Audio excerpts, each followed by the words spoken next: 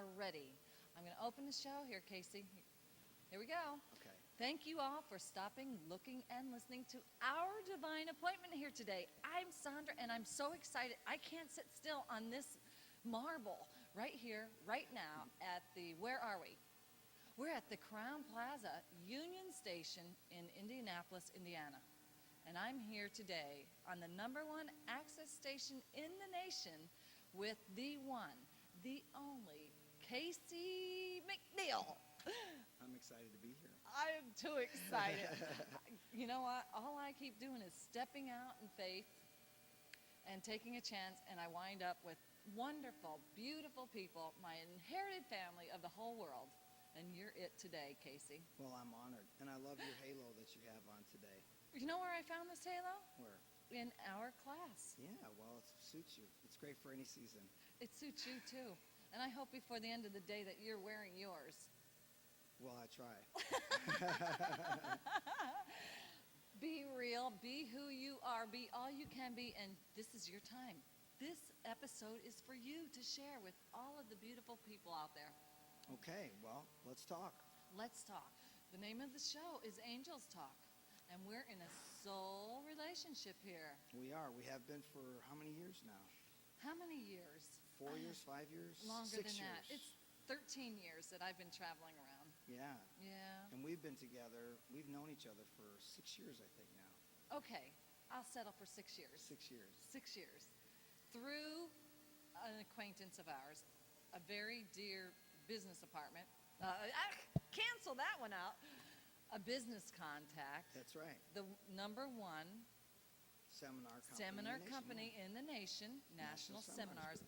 Halo National Seminars, we're giving you credit here today because you deserve it too. And what else?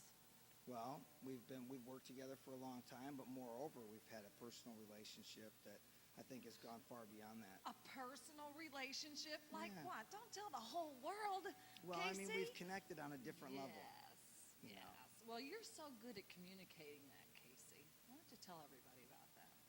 About which part? About the relationships that you're developing around the country. Well, what I try to do is to help people to learn more about interpersonal skills, because I think that human interaction is probably the single thing that will impact our lives in the broadest areas. I mean, whether it's work or whether it's personal relationships, you know, I want to teach people how to follow a rule that goes beyond the golden rule. The golden Their rule heart, their soul. we know. Yeah. Yeah, I mean, the golden rule we know. Treat other Yes. people the way you want them to treat you. absolutely. I would rather that they follow more of a sort of diamond rule, which is treat other people the way they want to be treated, because that may not be the same way you want to be treated.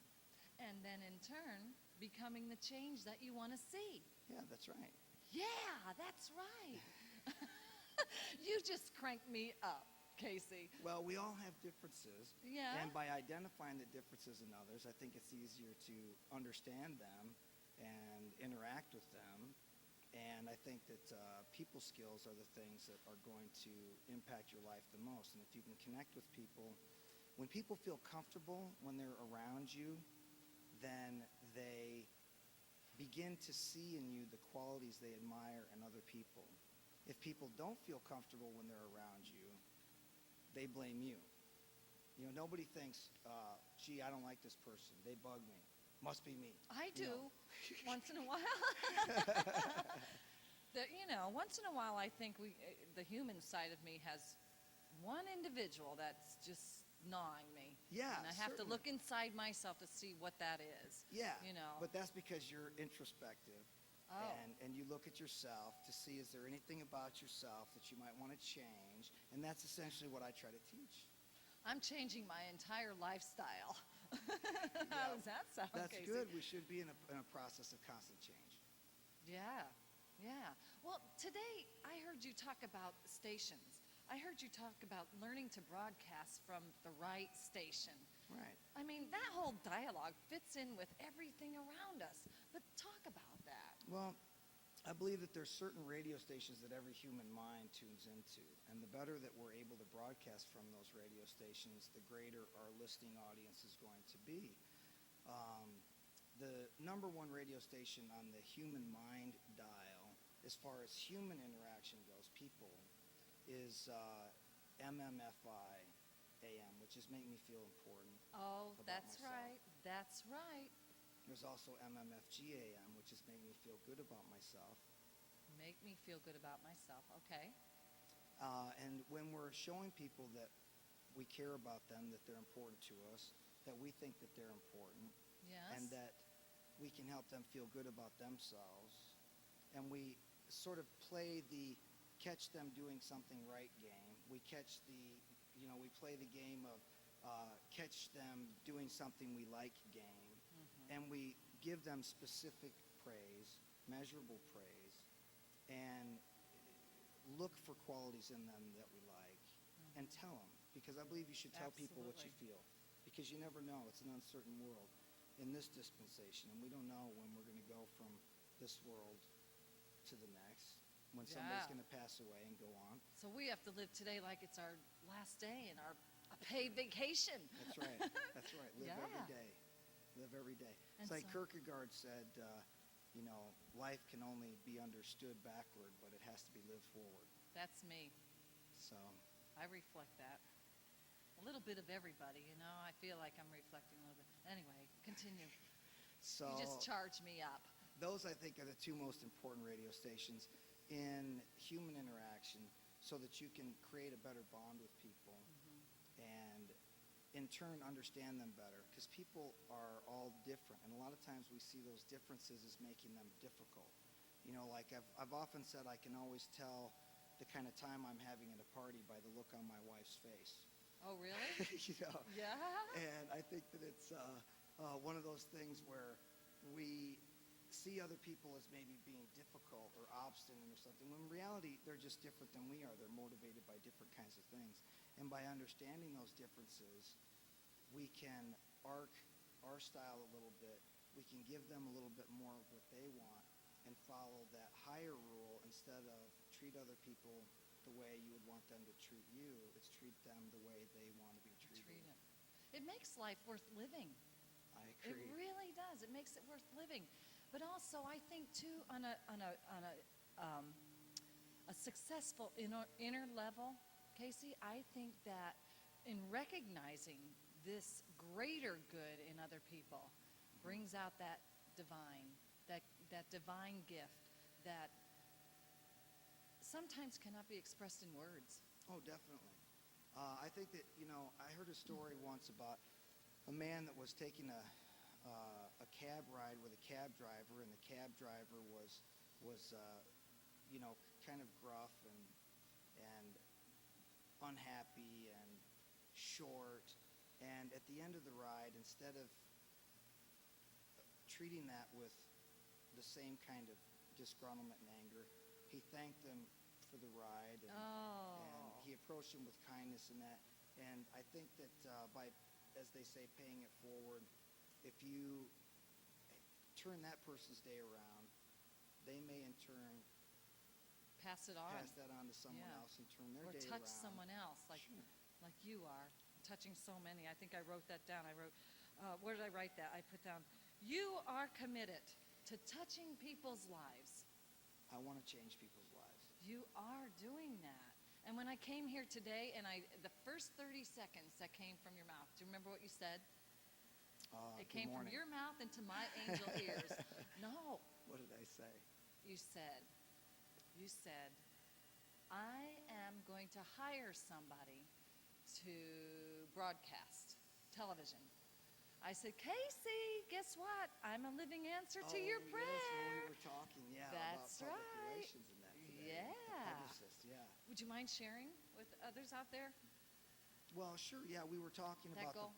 we were talking about the goal that I want to help people, and in order to help people, you've got to get the message out. You've got to be able to communicate to others. And when I first started doing seminars, I've spoken to 150,000 people, I think, in the last 10 years in 11 Lots. countries. And while it started out as very exciting, interesting, it was a lot of attention toward me, which I really enjoyed that and thought that was really neato.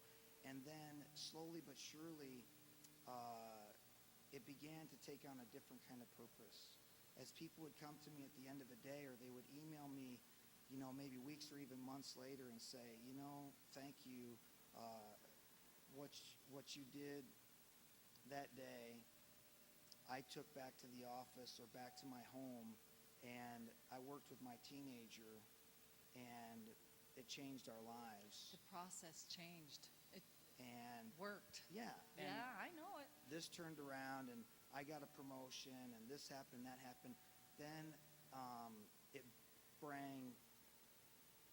brought a new purpose to what I was doing, and it gave purpose and meaning to what I was doing, and it made it about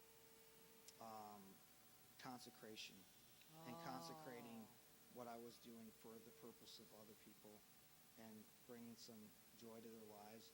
And if I can touch one person a day and help them to change their lives,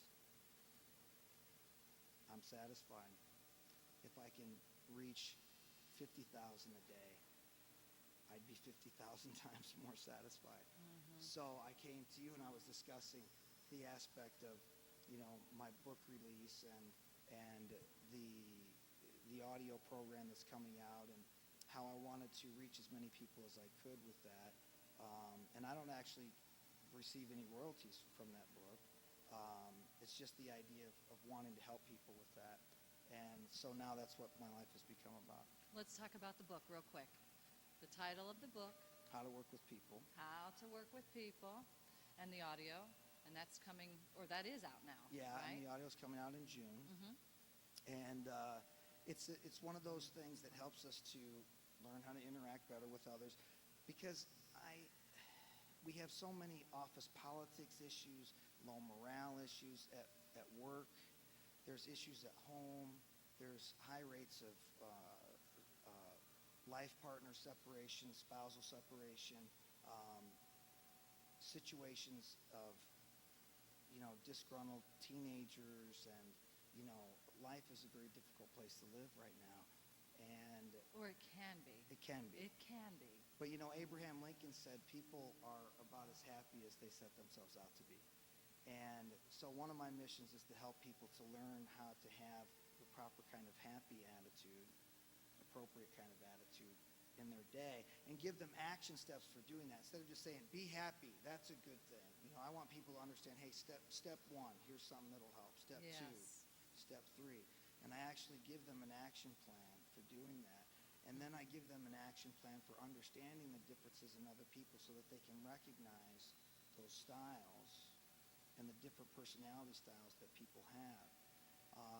This work took on a real significant meaning for me when I lost my brother a couple of years ago, my older brother. He died of Marfan syndrome. And when I went to the funeral, I saw an interesting reaction of people who were there, who all loved my brother equally. And their reaction at the funeral was that some of them were sitting right by my mom. And these are cousins and brothers and sisters and that. Some sitting right by my mom, some sitting alone, some crying outright, some people just quiet. And I realized they were all grieving the same amount, just different. I wasn't looking at the person in the back thinking, they're not grieving right. I was just thinking it's just not the same way that I would do it. Yes.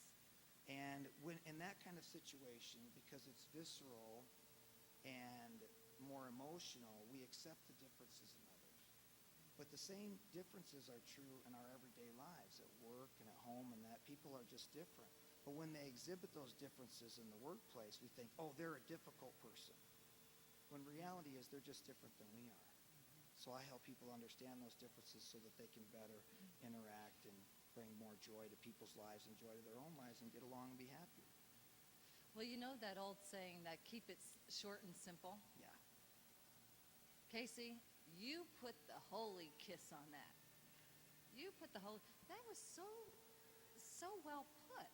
It was so well said. Well, thank you. Yeah. So your audio is going to come out and your book's already out. That's right. And do you have a website, or how can we Yep. get this? www.caseymcneal.com. And you can also get the audio through www.natsem.com. And maybe on WWWAAGCS, that's Access, the only access station in the entire world. What do you think about that? Oh, I'd be honored. Oh, I'd be honored. I'd be honored because truly your presence is an honor to me today and to everyone out there, and a gift. Thank you. Yes, because you've touched so many thousands of lives and will touch so many more. Well, that's my hope, and that's what we'll do. The only thing is hope is not a strategy, so we're going to put it into action. That's and right. It begins today. We're already there. We're doing it We right now. are there, right here, right now. And I thank you for Casey, having me. I have one quick question I have to Yes. ask you. If there was one thing that you can imagine, I mean, we're in creativity and imagination training here today. Right. If Angels at God Central Station can best support you, what would that look like? Well, it would look like when I open my mouth, they would fill me with the words that I need to touch each person that I come in contact with, to help them to have the day that they need, the thought process they need, the event that they need, and the response to that event, so that they can get the proper outcome in their life to improve their harmony in their interpersonal relationship with others. Whoa. I feel the peace.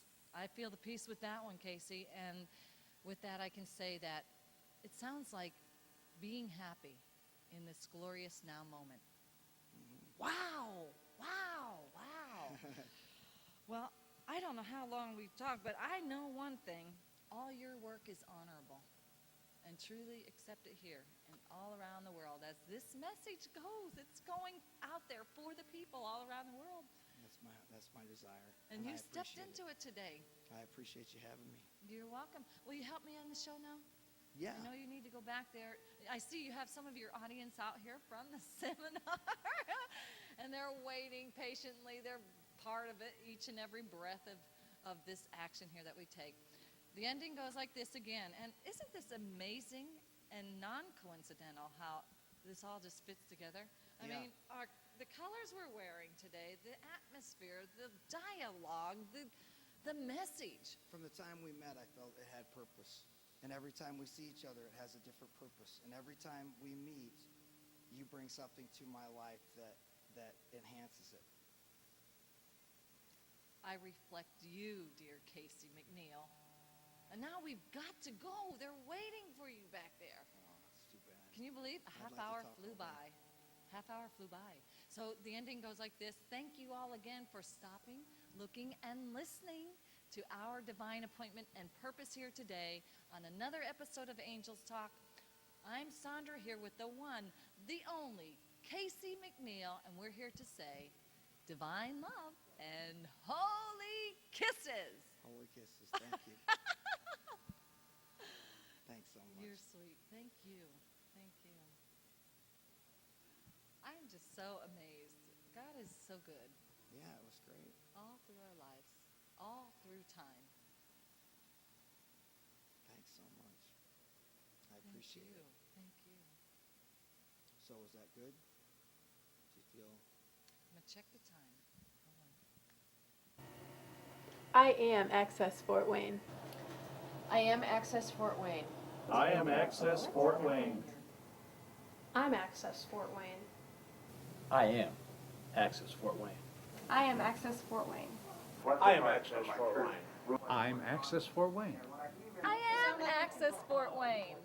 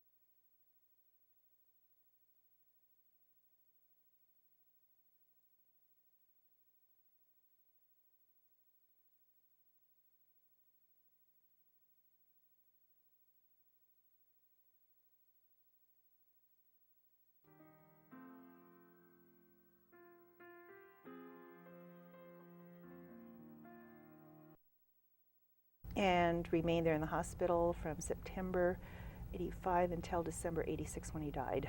Oh my.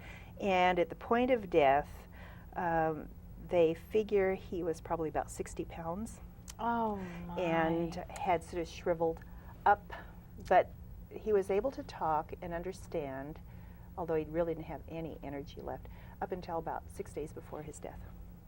Oh my. Died exactly 2 weeks before our 16th wedding anniversary. But all along, I felt incredible love and care and nurturing from his school, from the hospital communities, from our church, and from our friends in the neighborhood. I felt a real cocoon of love upholding us during that whole time.